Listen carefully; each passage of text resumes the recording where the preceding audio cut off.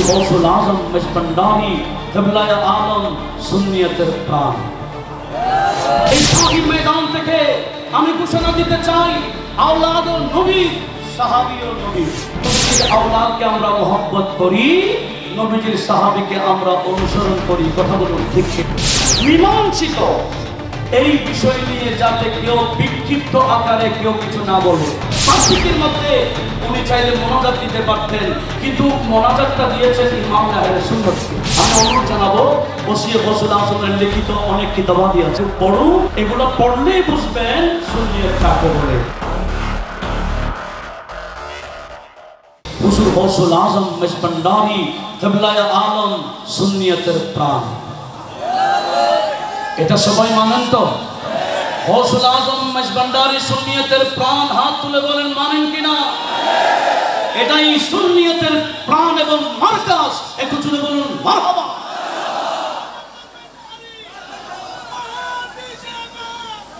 সুন্নিয়তের কিছু আকীদা আছে।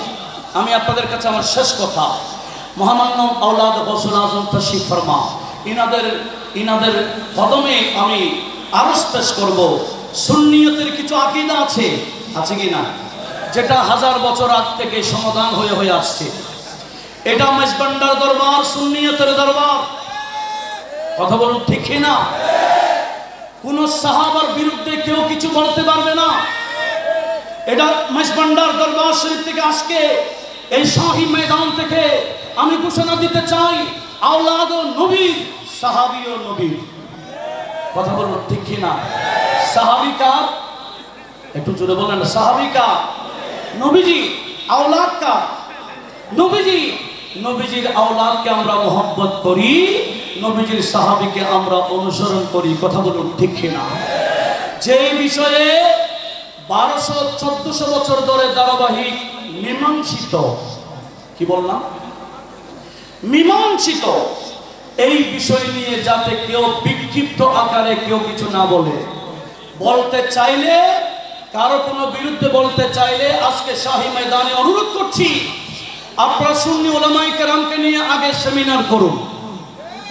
কথা বলুন ঠিক না?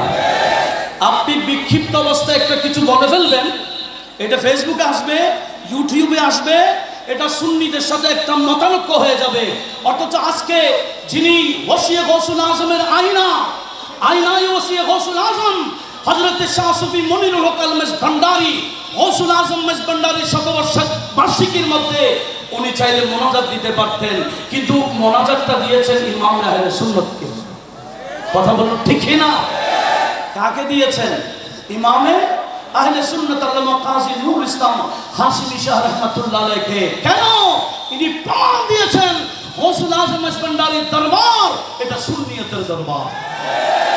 কোন দরবারে এমন কিছু কথা বলবেন না, এমন কিছু বক্তব্য রাখবেন না যেটা মেজবান্ডার দরবারের মধ্যে আঘাত আসে।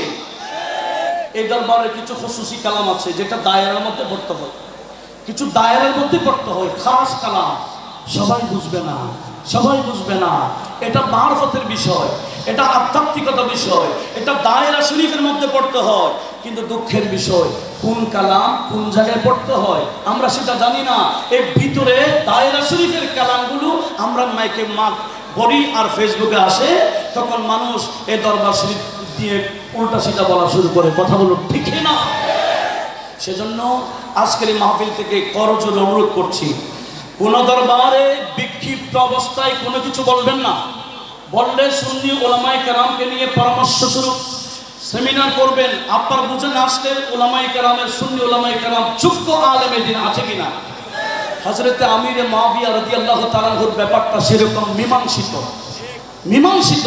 সেজন্য আলা হযরত ফাজিল গরবি উনি বলেছেন, খারেজি চিনার আলামত হচ্ছে এরা মাওলা আলী শেরে খোদাকে গালি দেবে, আর শিয়া চিনার আলামত হচ্ছে এরা আমিরে মুআবিয়াকে গালি দেবে।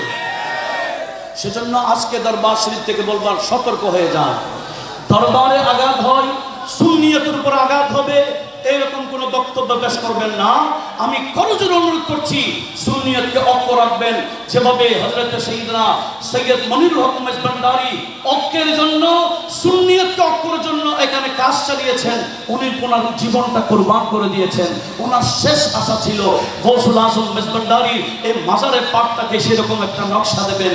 উনি নকশাটা করে পর্দা করে দিয়েছেন। কথা বলুন ঠিক কিনা?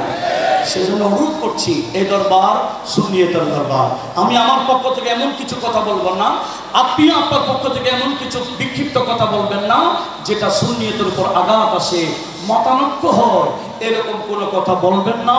আমি মহামান্য আওলাদে গৌসুল আজমের ওনাদের উপস্থিতির কথা অনুরোধ করতেছি। আল্লাহ পাক সুবহানাহু ওয়া তাআলা গৌসুল আজম মেজবান্ডারি যেভাবে সুন্নিয়ত শিক্ষা দিয়েছেন, এখানে গৌসুল আজম মেজবান্ডারি সুন্নিয়ত শিক্ষা দিয়েছেন। কথা বলুন ঠিক কিনা? সুন্নিয়ত কাকে বলে এটা গৌসুল আজম মেজবান্ডারি শিক্ষা দিয়েছেন। সেজন্য ওনার এই উনি কে ছিলেন এটাকে চেনার জন্য ওসিয়ে গৌসুল আজমকে পড়তে হবে।